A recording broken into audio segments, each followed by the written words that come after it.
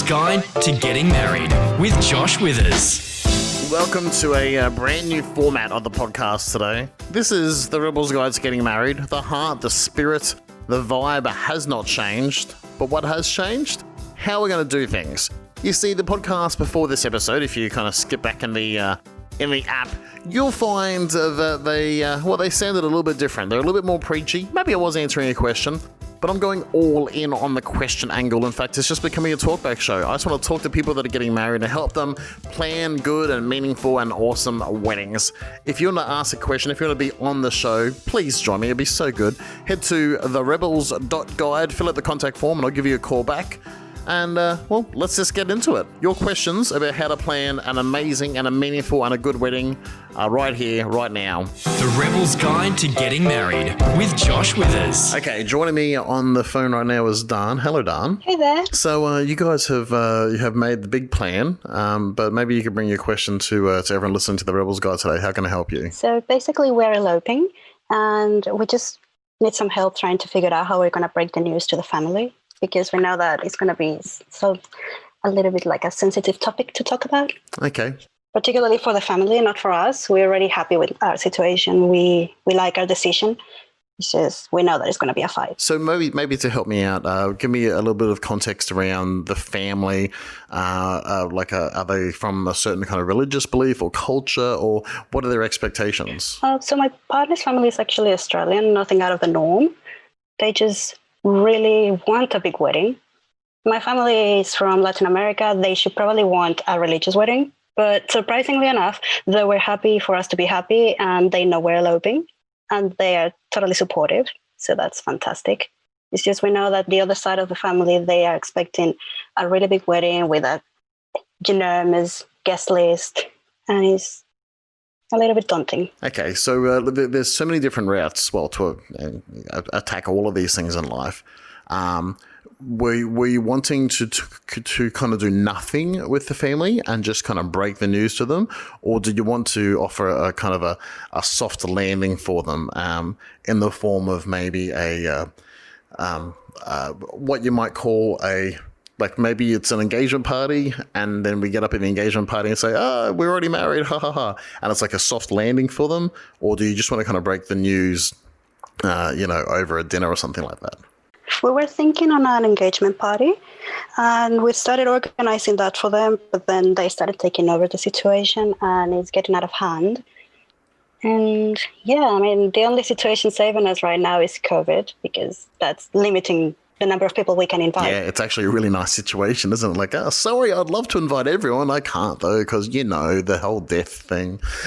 Yeah, like social distancing. We can't bring that many people in. Yeah. Look, I do like the idea of the soft landing at an engagement party or something else like that. But there's also important thoughts that need to be had regarding individual people that might have actual hard feelings. So without knowing, I'm guessing there's a mum that might be really hurt. Is that a fairly easy answer? Yeah, that's an easy answer. Yeah. So here's a thought. She actually wants me to wear her wedding dress. Oh my gosh. And I'm just like, oh no, please don't. I mean, she already bypassed my own mother, and she's like, you have to wear my dress. It's like, wow. No, please don't. Okay, so here's what I'd do. I would plan for this engagement party, and you know what? This might be one of those areas where you just kind of let them have it. It might be an area where you compromise and you let them have some kind of say there, because if you completely take it away from them, it can be disowning. I'll tell you, if you guys were having what you might call your big white wedding, and I was your celebrant, then the number one person at any big white wedding, the number one person who I've got my eye on, who could be causing trouble or stress or whatever, is the groom's mum, because groom's mum isn't the bride's mum. The bride's mum is kind of automatically included. Groom's mum is just she's just a wild card. She could be trouble. So I'm always looking for ways to maybe include her, or just to make her feel like she's valued and loved, because often a lot of our decisions can make people feel not valued and loved when they are actually valued and loved, but we just haven't maybe communicated it in a way that they have heard that or understood that. So if you're open to having an engagement party and just kind of letting them have some say, maybe it's inviting a few people, maybe it's, I don't know, hiring the DJ they like or something like that. And then as it comes close to the engagement party, maybe it's a day or 3 out, I would get mum on side and almost bring her in on the plan and say, hey, look, we need your help on, say, Saturday night when we come into the engagement party. We're actually going to tell everyone that we're already married and ask her whether she can kind of help facilitate that. Maybe is there anyone we should be aware of that might, might give us some trouble? and just try and bring her into the fold. Because announcing it at the engagement parties, like I've done that for surprise weddings a number of times. I've even done it where we had the elopement in the afternoon. So like it's we're recording this at 4:30. The sun's setting. I can see it at the window. We have the elopement. The sun sets. There's a couple of photos, and maybe it's 6:30 or 7. We all go to what we thought, or what everyone thinks is the engagement party. But then the celebrant, get up and go, hey, I hope you guys are excited that Jack and Kelly getting married. Well, I've got some sad news for today. The wedding's actually been called off because they got married this afternoon, and everyone erupts in applause, and maybe 1 or 2 people are a little bit put off, but they can see so much joy that it's a soft landing for them. It helps them, recover from their disappointment that maybe there was going to be a big wedding for them. And a good kind of method to bring to all of those pieces of communication is not just to let people know that you're not having a big wedding, but to let them know what you are having. And what you are having is a marriage. And you're really excited about that. And that's a good thing. And we just wanted to be married. We think our marriage is more important than our wedding. We think us being married and not spending the big money on, having a buffet for everyone at a wedding. We think that's not as important as us getting married and, say, saving for a house deposit or whatever decisions you guys are making as a couple for the elopement.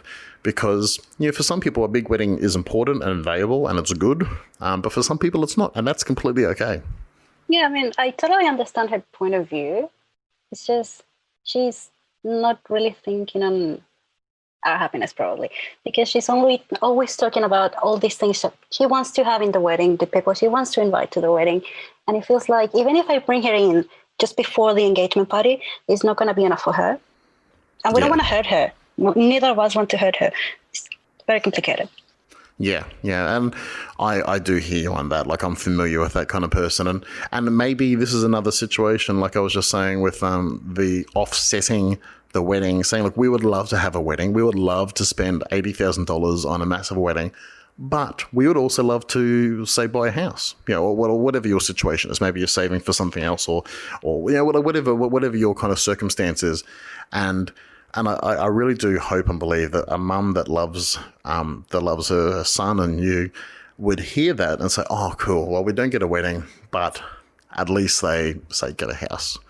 And if she can't hear that, then I don't know, maybe it's worth kind of roping in dad or an auntie or someone like that and just really seeking some more personal advice for them, because at some point, everyone, including the both of you, have to recognize that this moment where you're getting married, that it's a celebration of your marriage. And it may well be a community event, but it doesn't have to be. It's how you decide to enter into marriage. And they're entering into marriage isn't as important as actually being married. I know, and we know that. And it actually was quite a struggle to come up with this decision. And the Rebel's Guide was actually the thing that empowered us to say, yes, we're eloping. That's us. So, thank you so much. That's really encouraging. I appreciate that. Yeah, we've been following you since day one.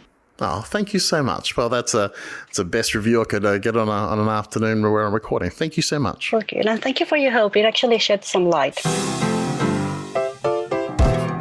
No doubt with a question about whether his wedding in New York can go ahead later this year. It's my friend, Scotty McDonald. G'day, mate. Thank you for rubbing salt in the wounds re the New York situation. Yeah, God, remember the good old days when we were going to travel places and have weddings and places that weren't where you lived? And God, the good old days, hey?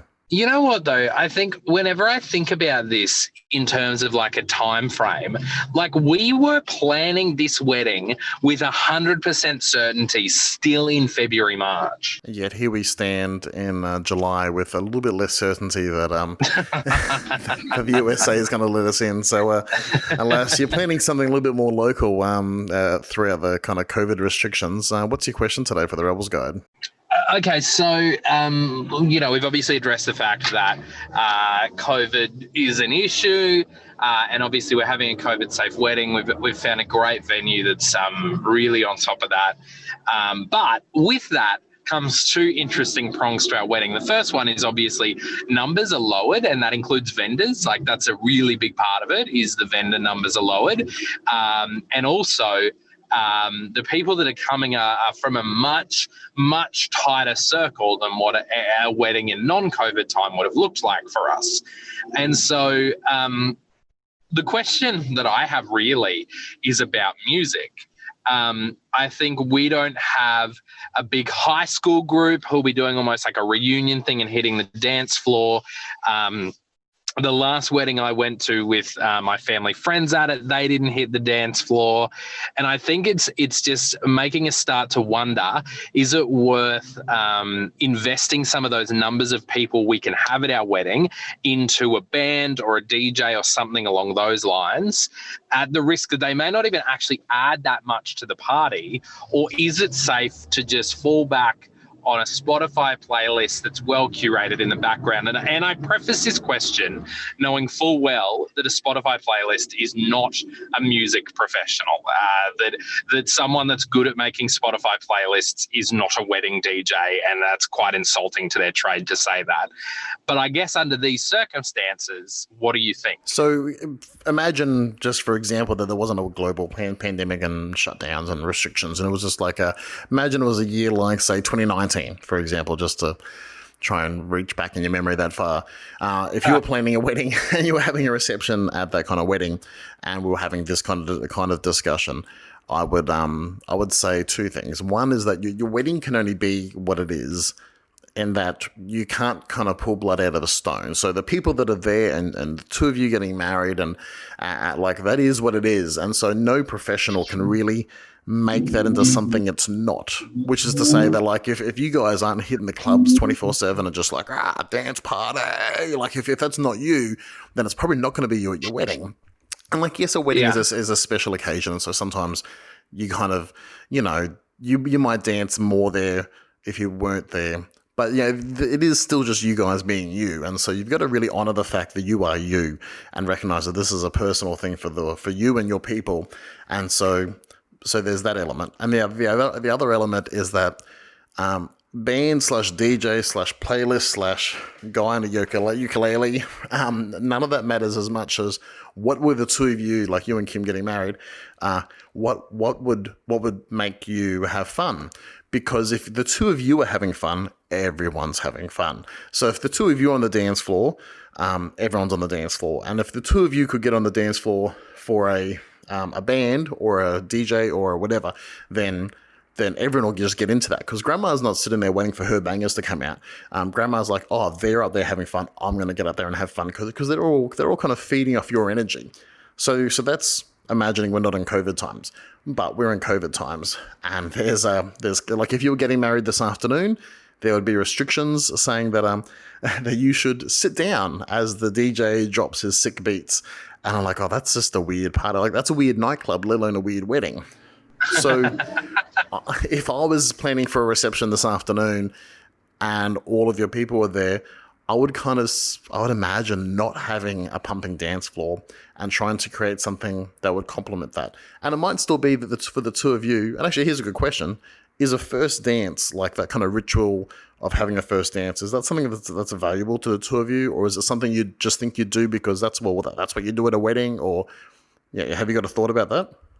It's actually, that's kind of part of the ongoing conversation, is neither of us are necessarily attached to the idea. So we're still, kind of looking for what the answer in that will be. I would say there's obviously food elements of your reception, which is good because, we're people and we like to eat and drink. And so you'd have those elements. And then maybe once the main meal is cleared, maybe there's a formal kind of speech area where there's speeches being exchanged and that kind of thing. It's totally okay at the end of the speeches to just say, everyone, thanks for coming. I hope you had a great night. That concludes the formal part of the night. And it might be that there's a playlist, or it might be that there's maybe an acoustic guitarist or like a quartet or something like that. And like they're just going to kind of provide some background noise while we have dessert and maybe a coffee. And for it to be less of a kind of dance floor kind of party, and for it just to be like, well, that is the event and it's now 8:30 or whatever it is, and everyone's welcome to hang around as long as you want, but we're not going to kind of amp up into dance floor. Because at I don't want to say regular wedding like that's a thing, but it would be that you would have the speeches, maybe there's a first dance, and then we are just hitting it. We are straight into a brown-eyed girl, and we get all the way up to whatever banging hit you're going to play to get your dance floor filled. So I'd probably start resigning to the fact that maybe a dance floor is not a thing for you guys. Yeah, and I guess that is how we were feeling. I guess the thing that I'm kind of leaning on your expertise of seeing so many weddings is that a recipe for failure? No. Is a dance floor at a wedding a key part of the ceremony? No, I've seen people get confidently and beautifully married without a dance floor before. It's not an element. It's I think I've said it before in this podcast that a wedding, if you can view it like a branding exercise for the two of you getting married. And it's you saying that people like us do things like this. And it's you kind of drawing a line in the sand and saying, this is who we are, not just as a couple, but also acknowledging that these are our friends and our family, and that all of you here, like we're kind of roping you into this. Like people like us do things like this. And so it could be that you'd have dinner and speeches, and then after the speeches, you head into the streets and you hunt for wild boar. If people like you did things like that, it's not about obeying all of the things you see on a wedding blog, but it's about saying like, when people like us celebrate important things in our life, what do we do? And for some people, dancing is a big part of that, and that's completely a perfect and a beautiful way to do that. Like if you want to start exploring dancing, like dancing is this freedom and liberty where you just like let your body respond to the things going on around and the music, and you stop kind of over analyzing things, you stop contextualizing things, and you just let your body move. And people like you might not do things like that. People like you might do crosswords. I've had a wedding where they all got board games and they just kind of went knee deep in board games until the early hours in the morning because that's who they were. That's a really sick idea for a wedding. I haven't seen that anywhere on Pinterest. Oh, mate, I don't want to break it to you, but Pinterest is not the Bible for weddings. It is just merely one book. Oh gosh. Somebody needs to put that on a quote and put it on Pinterest. Look, Matt, I hope I've helped you today. Is that helpful? Yeah, it's very confirming of where our heads were at, so I appreciate it a lot. The Rebel's Guide to Getting Married with Josh Withers. Joining the podcast this afternoon is Matt and Kristy. You guys are eloping with me real soon. How are you doing? Yeah, good, thanks. Awesome. Good. And what's your question for the podcast today? Still struggling on a location. So we've had a look at your page and found some good ideas, but just not being able to get there and look at them beforehand is just hard as we're in WA. Just really struggling to find somewhere. Okay. Look, there's so many different vectors of conversation in regards to talking about a location because there's different elements that matter to people. Obviously, there's there's ways you want things to look, there's ways you want things to feel. But I'll also tell you, just from my years of experience in doing this, is that the location isn't as important as the both of you just being in a good, I suppose you could call it a good mindset, because two calm, comfortable people that are in love looks way better on camera than two stressed out kind of people in an awesome location. So location matters, but not as much as how you guys feel. But obviously I'm aware of the fact that the location kind of affects how you feel, because if you're doing it in the middle of you guys are in Perth, right? Yes. Yeah, so if we're standing in the middle of Hay Street, like that's not as cool and calm as maybe on a beach down at Dunsborough or something like that. Yeah, so different locations have different feels. So like, what are you imagining for how it would feel? Like if forgetting that you're looking at South East Queensland, like what's your imagination for how it would feel? I don't know, like I think it's just going to be magic no matter what the location is. The location's probably going to be, it's just going to heighten the feeling in the event. So, to have that special moment on the day, if it could be something, I think that's where we're sort of in touch with nature, whether it's, something that's a bush setting with, some trees or rainforest or even coastal. Or beach. That's the best part about Southeast Queensland and the Gold Coast. There's so many beautiful places, and I think Kristy's probably hasn't seen as many as what I have, and I think she really wants it to be perfect. So I think it's just the case of, as you said, if we find a location that sort of touches on those sort of specifics, then it really will just heighten us to committing ourselves to each other and, a loving moment that's going to last forever. And all those sort of landscapes and pictures in the background will just make the moment even more special for many years to come. Jeez, that was nice. Look at God, you should marry this guy, Kristy. Get a ring on it, mate. Yeah. So what about you, Kristy? Like, what's your let's describe it like this. Like, what are your upper and lower limits? Like a lower limit would be if all else fails and we've got to do it in the middle of a garbage tip, or the top end is like, ideally, if budget was no, we'd do it on a, Pacific Island. Like, what are your kind of upper and lower limits? I don't know. I love the idea of like the beach, like maybe not necessarily in the sand, but I don't know, anything with a beautiful backdrop. I've seen some of your pictures where it's in a rainforest, and I love that. I love the beach ones as well. It's just really hard to choose exactly which one. See, if you want beach, a lot of people talk about beach, and like you mentioned, sand, and sand and beach can sometimes be a little bit much. Because it's popular, like good beaches are often popular and there's lots of people on it. It's also not private, so it lacks that intimacy. And often you kind of, there's the elements there.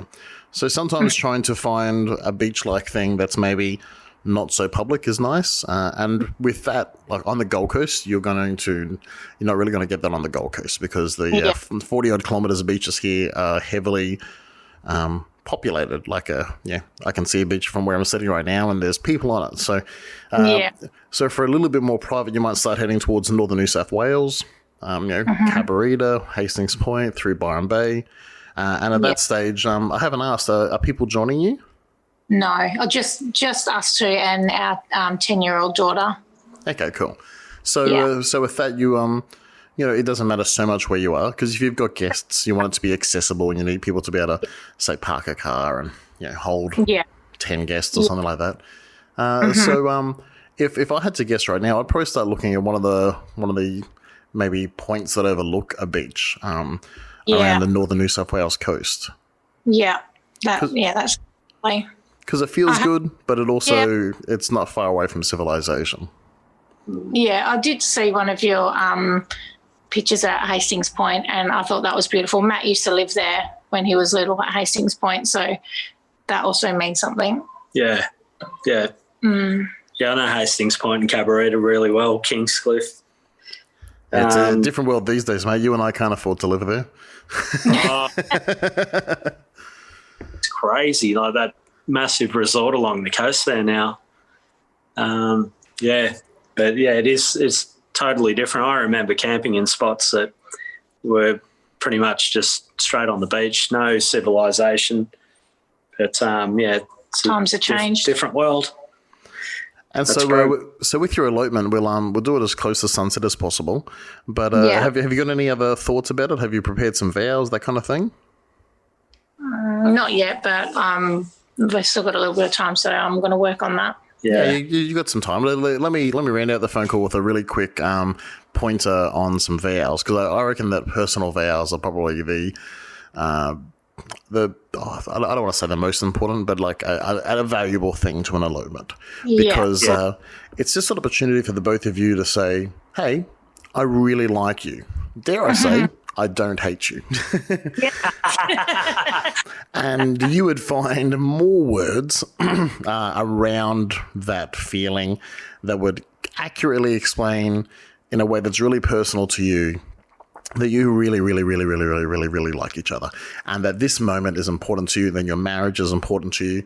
And you would just say it not in words that Hollywood or, TV would approve of, but that actually means something to you, so that when you say the words and the other person hears you, and they know for a fact that you're not bullshitting them, that you're present.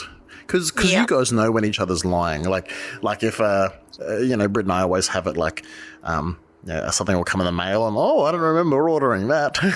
Like, it's cool. Like we've been together long enough. And so same thing for you guys. Like when each other's being authentic and vulnerable with each other. So that's the best thing to bring to your vows, is just authenticity and vulnerability. Yeah. Yeah. Cool. All right. Well, I reckon we'll solve some problems today. Yeah, definitely. Yeah, that's good. I hope you enjoyed the new format of the podcast today, that it was enjoyable and, dare I say, cromulent for you. And if you've got wedding things you want to talk about, if you're trying to nut out problems, figure out how to get the guest list down or up, or budgets, or who to do what to do where, I'd love to have the conversation with you right here on the podcast. Go to the website. It's therebels.guide and fill out the form there. And I'll give you a call back when I record, and we can get right down into the nitty-gritty of how a rebel like you would plan a wedding. If you want to follow me on social media, I'm at Hello Josh Withers. The website's therebels.guide, where you can find other episodes. Just search for The Rebels Guide to Getting Married on your favourite podcast player or on YouTube, and we'll chat to you real soon. Thanks for listening.